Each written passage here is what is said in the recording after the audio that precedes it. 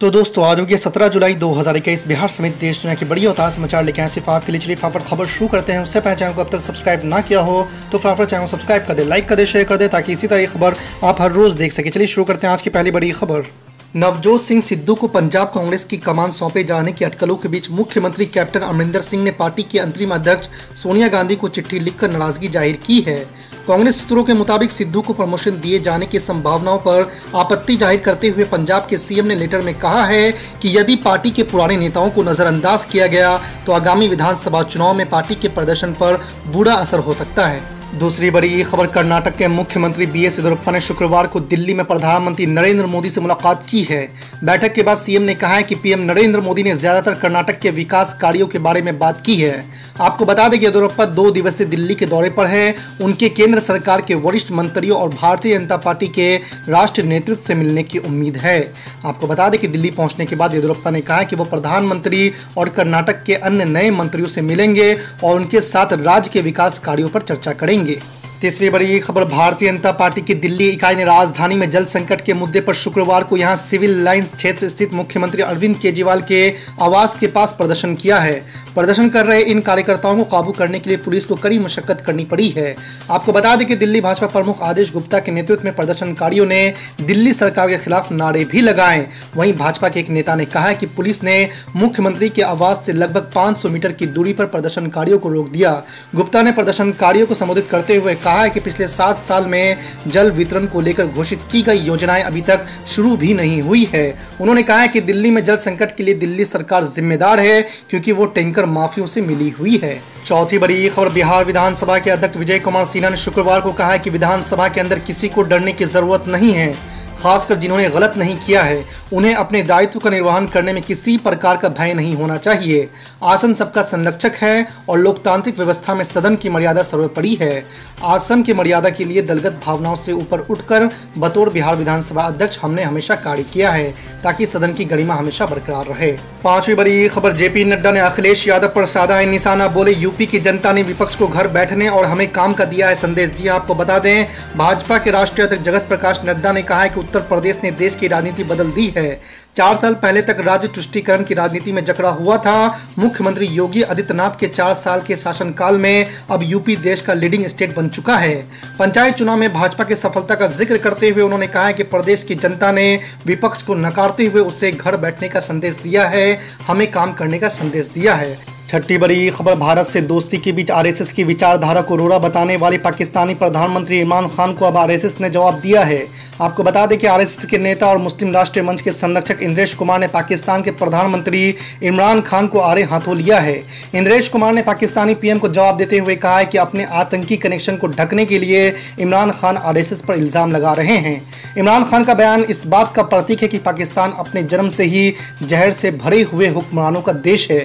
पाकिस्तान की जनता शांति से रहना चाहती है, लेकिन पाकिस्तान के हुक्मरान तो अपने ही मुल्क के दुश्मन हैं। सातवीं बड़ी खबर, पंजाब में कांग्रेस के भीतर चल रही कलह और अकाली दल के बीएसपी के साथ गठबंधन किए जाने से राज्य के चुनावी समीकरण बदल सकते हैं। इसको लेकर हालांकि अभी कोई दावा करना जल्दबाजी होगी, लेकिन शिरोमणि अकाली दल हालत को अपने अनुकूल मान रहा है। पार्टी का दावा है कि राज्य में चुनावी परिस्थितियां उसके अनुकूल बन रही है और मुख्य टक्कर उसके और आम आदमी पार्टी में होगी। आपको बता दें कि चुनावी वादे पूरे नहीं होने को लेकर कांग्रेस सरकार के प्रति मतदाताओं में स्वाभाविक नाराजगी है। पिछले चुनाव में ऐसे ही नाराजगी अकाली दल के खिलाफ भी थी। आठवीं बड़ी खबर, निजामुद्दीन मरकज खोलने के लिए याचिका पर हाई कोर्ट ने मोदी सरकार से 2 हफ्ते में मांगा जवाब। कहा आप जवाब देना चाहते भी हैं या नहीं। आपको बता दें कि दिल्ली हाई कोर्ट ने दिल्ली वक्फ बोर्ड की तरफ से निजामुद्दीन मरकज को खोलने के लिए दाखिल की गई याचिका पर केंद्र सरकार को जवाब देने के लिए शुक्रवार को 2 हफ्तों का समय दिया है। आपको बता दें कि पिछले साल कोविड-19 महामारी के दौरान ही मरकज में तबलीगी जमात का सम्मेलन हुआ था और ये पिछले साल 31 मार्च से बंद है। 9वीं बड़ी खबर, पश्चिम बंगाल में विधानसभा चुनाव के बाद हुई हिंसा में मारे गए लोगों के परिजनों को ममता बनर्जी सरकार ने 2 लाख रुपए का मुआवजा देने का ऐलान किया है। ममता बनर्जी ने राहत का ऐलान करते हुए कहा है कि यह रकम बिना किसी भेदभाव के वितरित की जाएगी। इसके साथ ही उन्होंने चुनाव के बाद हुई हिंसा के लिए बीजेपी को जिम्मेदार ठहराया है। 10वीं बड़ी खबर, शतरंज की बिसात पर ही ऊंट तिरछा नहीं चलता, चाहे अनचाहे राजनीति के मैदान में भी ऐसा स्थिति बन जाती है। आपको बता दें कि उत्तर प्रदेश में विधानसभा चुनाव के लिए मोर्चा सजाने के लिए उतरे ऑल इंडिया मजलिस इत्तेहादुल मुस्लिमीन के अध्यक्ष असदुद्दीन अवैसी खड़े तो भारतीय जनता पार्टी के सामने नजर आते हैं, लेकिन तिरछी मार विपक्षी खेमे पर पड़ सकती है। आपको बता दें कि पश्चिम के साथ ही समाजवादी पार्टी के प्रभाव वाले पूर्वांचल में असदुद्दीन अवैसी के आहट से सूबे की सियासी समीकरण अंगड़ाई लेती नजर आ रही है। दरअसल नागरिकता संशोधन कानून और जबरन धर्मांतरण के खिलाफ बने कानून के बाद 2022 में हो रहे विधानसभा चुनाव में AIMIM के मुखिया 19% मुस्लिम मतों के मजबूत हिस्सेदार बन सकते हैं।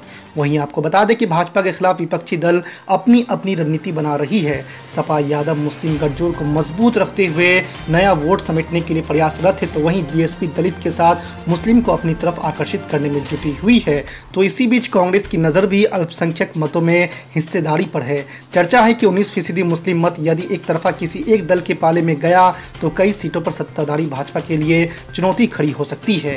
दावे के साथ कह सकता हूं 1 करोड़ सदस्य बनाने का लक्ष्य आम आदमी पार्टी जरूर पूरा करेगी।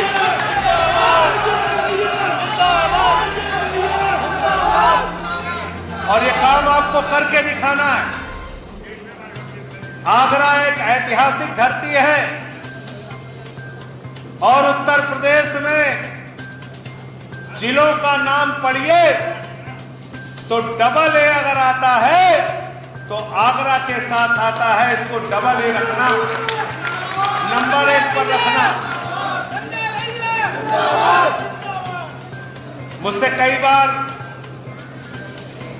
लोग मतभेदों की चर्चा करते हैं, तो मैं सबसे एक ही बात कहता हूं कि जहां लोकतंत्र है, जहां एक दूसरे की इच्छाओं का सम्मान है, वहीं पर मतभेद है।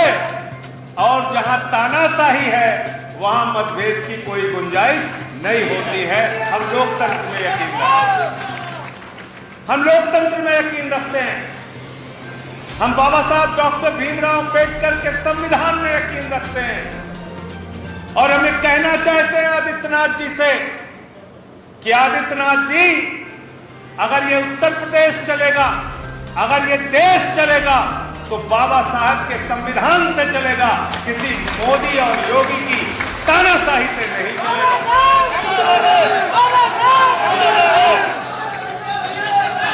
किसी मोदी और योगी की तानाशाही से नहीं चलेगा। आज क्या हो रहा है इस उत्तर प्रदेश में? बाबा जी के राज में हम भूले नहीं हैं हाथरस का कांड, जहां वाल्मीकि समाज की एक लड़की को रात में 2 बजे जला दिया गया। हम भूले नहीं हैं लखीमपुर खीरी का कांड, जहां एक मासूम बच्ची के साथ गैंग रेप होता है। हम भूले नहीं हैं उत्तर प्रदेश में बिकरू कांड, जहां 8 पुलिस के जवान शहीद हो जाते हैं और उसमें निर्दोष लोगों को जेल में रखा गया है। हम भूले नहीं हैं उत्तर प्रदेश के अंदर जिस प्रकार से आज भ्रष्टाचार बढ़ रहा है। कोरोना के काल में इसी आगरा में हमने वो फोटो देखी थी, जिसको देखने के बाद आंख से आंसू आ जाता है। वो फोटो जिसमें एक पत्नी अपने पति को मुंह से ऑक्सीजन देने की कोशिश कर रही थी। हम नहीं भूले हैं, हम नहीं भूले हैं उस दृश्य को, जहां एक बेटा अपनी मां को ऑक्सीजन देने के लिए पुलिस वाले के जूते पे अपना सर रख देता है। ये सब कुछ हुआ उत्तर प्रदेश में। कोरोना की महामारी में हमने भोगा, हमने देखा, हमने तकलीफें बर्दाश्त की। उत्तर प्रदेश 24 करोड़ की आबादी का प्रदेश है। उत्तर प्रदेश जहां पे सभी जातियां, सभी धर्म, सभी क्षेत्र, सभी भाषा, अलग अलग शहरों में जाएंगे तो आपको अलग अलग तरीके के लोग देखने को मिलेंगे। आगरा चले जाइए, यहां पर पूरी दुनिया से लोग आते हैं। बनारस चले जाइए, पूरी दुनिया के लोग आते हैं। और बनारस में तो जर्मनी, फ्रांस से लेके बंगाल और तमिलनाडु के लोगों ने वहां की नागरिकता ले ली है। यह है खूबसूरती उत्तर प्रदेश की। और आज उत्तर प्रदेश को किस ओर खींचा जा रहा? हिंदू मुसलमान, हिंदू मुसलमान। इस राजनीति से हमारा भला होने वाला नहीं है। हमको सोचना होगा कि हमको किस प्रकार की राजनीति चाहिए।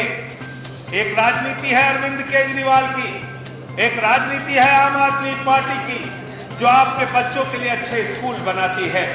जब केजरीवाल जी सत्ता में आए तो जब स्कूलों का दौरा करने जाते थे तो वहां मकड़ी के जाले लगे होते थे।